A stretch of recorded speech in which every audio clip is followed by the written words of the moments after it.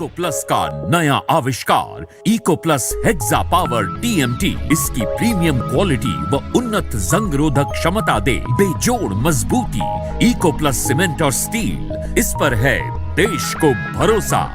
खुदी को आजमाया है तो ये अंदाज आया। तुम में भी मैं हूँ शुद्ध प्लस पान मसाला।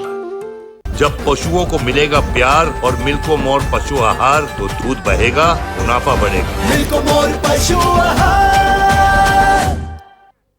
नमस्कार, आप देख रहे हैं लोकमंच न्यूज और मैं हूं आपके साथ सत्यम गौर। उत्तर प्रदेश में होने वाले विधानसभा चुनाव को लेकर प्रोफेसर संजय, राजनीतिक विश्लेषक, से हमारे संवाददाता अजीत रावत ने खास बातचीत की है। इस दौरान उन्होंने क्या कुछ कहा है, आपको सुनाते हैं। नमस्कार, आप सभी दर्शकों का स्वागत है लोकमत न्यूज़ में। आज हमारे साथ नए मेहमान के साथ आज आपसे रूबरू करवाएंगे और जानेंगे कि किस तरीके से राजनीतिक जो गलियारे हैं, किस तरीके से सरगर्मी जो है वो चल रही है। हमारे साथ ज़्यादा जानकारी के लिए मौजूद है प्रोफेसर संजय जी, जो राजनीतिक विश्लेषक हैं। उनसे जानेंगे कि किस तरीके से जो राजनीति का जो दौर चल रहा है। पहले तो सबसे पहले परिचय कराना चाहूँगा कि जो सोशल मीडिया पर इतना एक्टिव किस तरीके से मैनेज करते हैं और रहते हैं, पहले ये जानेंगे। सर, स्वागत है आपका लोकमंच न्यूज़ में। किस तरीके से सर आप जो सोशल मीडिया है उसको मैनेज करते हो, क्योंकि एक बड़ा सर्कल है आपका, और उसको किस तरीके से आप मैनेज करते हैं? ठीक है जी, आज के समय में सोशल मीडिया से अलग तो कोई हो ही नहीं सकता जी। और मैं अनेकों वर्षों से अनेकों संगठनों में अनेकों दायित्व पर रहा हुआ हूँ, तो उस प्रकार से लोग व्हाट्सएप ग्रुप बना लेते हैं जी। और लगभग 25 से 28 जिले हैं जिनके बीच मैंने कार्य किया है, तो उनके समूहों ने व्हाट्सएप ग्रुप बनाया हुआ है। तो आज ही मान के चलिए लगभग 150 व्हाट्सएप ग्रुप में मैं जुड़ा हुआ हूँ। और एक ग्रुप में यदि 200 लोग होते हैं तो लगभग 30,000 से 35,000 व्यक्ति के संपर्क में मैं रोज़ रहता हूँ। तो उनके विचार भी देखता हूँ और समाज की दिशा भी पता लगती है।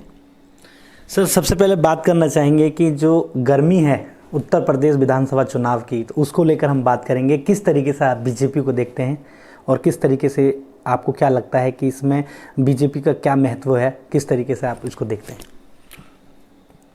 देखिए, मैं अपनी बात नहीं कह रहा, मैं समाज की बात कह रहा हूँ। जो मैंने देखा है, मुझे लगता है और जो मैं देख रहा हूँ कि भारतीय जनता पार्टी की सरकार आ रही है। योगी जी पे लोगों को बहुत विश्वास है और योगी जी ने जो कार्य किए हैं उसका जो प्रतिफल है उस चुनाव में मिलने वाला है। इतना ज़रूर है, मुझसे अगर पूछें, मेरी व्यक्तिगत आशा तो बहुत अधिक थी, लेकिन उतनी सीटें शायद संभवतः नहीं आ रही हैं। 250 सीटें के आसपास मुझे लगता है भाजपा को मिल रही हैं। क्या कुछ कमियां हैं जिस तरीके से बीजेपी ने जो ये 5 साल का जो दौर है वो इसमें क्या कुछ काम किया है, क्या कुछ कमी जो है वो महसूस नज़र आ रही है आपको? नहीं, कमियां देखिए कोई बड़ी विशेष कमियां नहीं। अगर कमियां होती तो सरकार नहीं आती। इतना अवश्य है, चूँकि एक पार्टी जो हिंदू समाज की बात करती है, जो हिंदू वैभव की बात करती है, ये थोड़ा दुखदाई है देखना कि उसको उतनी सीटें नहीं मिल रही जितनी मिलनी चाहिए। अगर आप मुझसे पूछें तो 403 सीटों में लगभग 390 सीटें हिंदू बहुल हैं।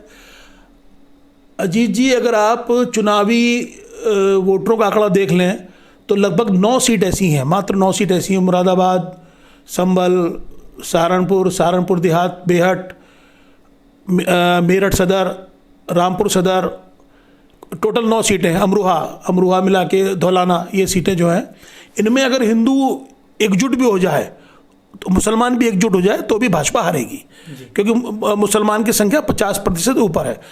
9 सीटें छोड़ दें आप तो लगभग 394 सीटें, 390 ले लें मोटे तौर पे, किसी जगह 40% है, 45% मुसलमान।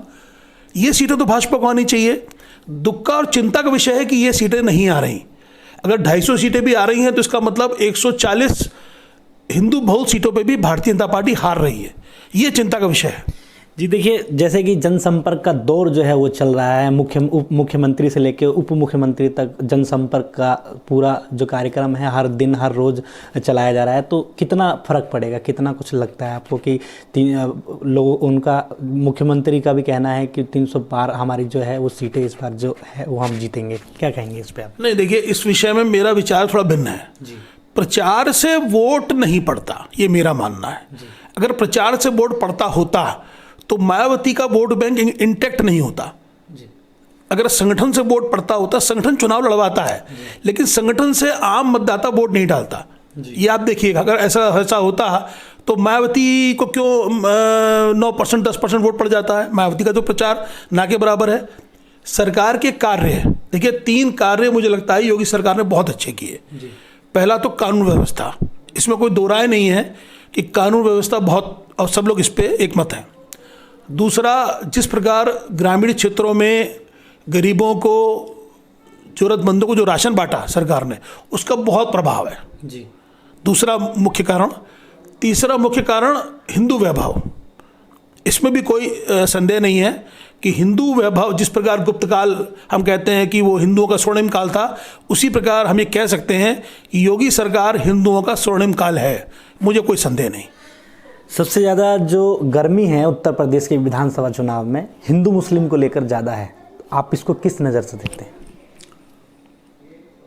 निश्चित है, इससे मैं इनकार करूं तो मैं ईमानदार नहीं हूं। देखिए, हिंदू मुसलमान के बीच जो खाई है वो बढ़ रही है, समाज में बढ़ रही है। मैं देखता हूं अच्छा कार्य करे, मुझे नहीं लगता मुसलमान 2-3% तो शायद वोट दे देंगे या किसी व्यक्तिगत प्रत्याशी को चलते हुए ज़्यादा वोट दे देंगे। इन जनरल पार्टी को लेकर मुसलमान वोट नहीं देगा। उसी प्रकार हिंदुओं में भी ध्रुवीकरण बढ़ रहा है। जब मुसलमानों में ध्रुवीकरण हो रहा है तो रिवर्स पोलराइजेशन हिंदुओं में भी हो रहा है। तो मुझे जो संबंध है, अगर आप मुझसे ये पूछना चाह रहे हैं कि हिंदू मुसलमानों का संबंध क्या रहेंगे भविष्य में, तो अच्छे दिखाई नहीं पड़ते जी।